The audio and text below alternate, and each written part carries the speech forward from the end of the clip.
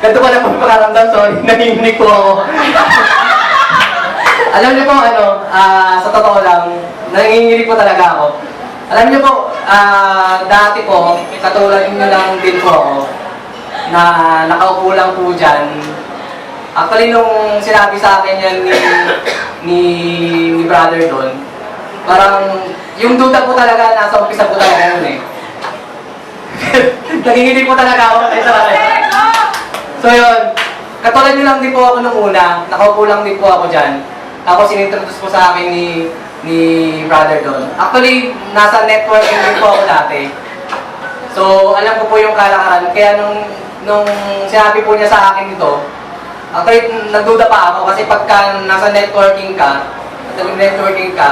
talagang loyal ka dun sa product na meron ka pag networking ka. So, nagdalawang isip pa ako kasi syempre parang tapos may balita pa na napapanood na keso daw ganito, keso ganyan, keso scam. So, dito po sa atin, actually ang binibenta, kahit sabi ko rin po kanina sa labas, ang binibenta po natin dito yung tiwala.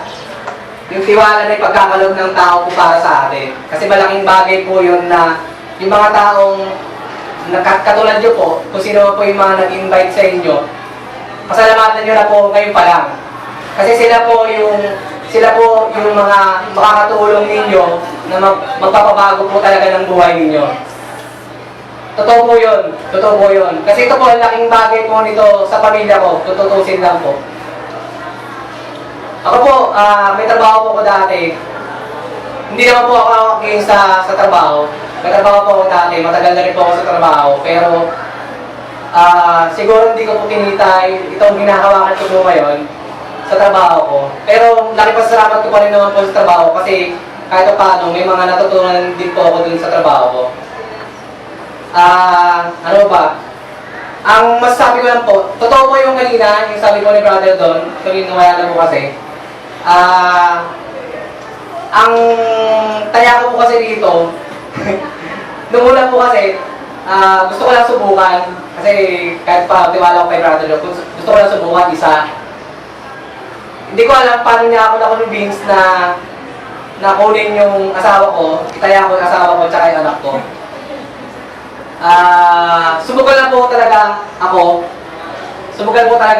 So, yung sinasabi po niya kanina na 109,000 na taya, would you imagine, nakuha ko po ito 1 month lang, 180 po yung hawak ko.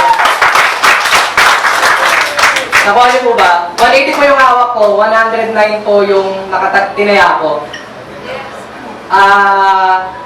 Luckily po, yung asawa ko at saka yung anak ko, nasa level 4 na po.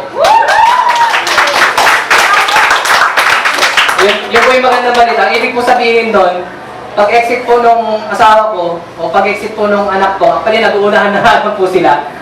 Pag-exit po nun, 180 po sa asawa ko, 180 rin po sa anak ko.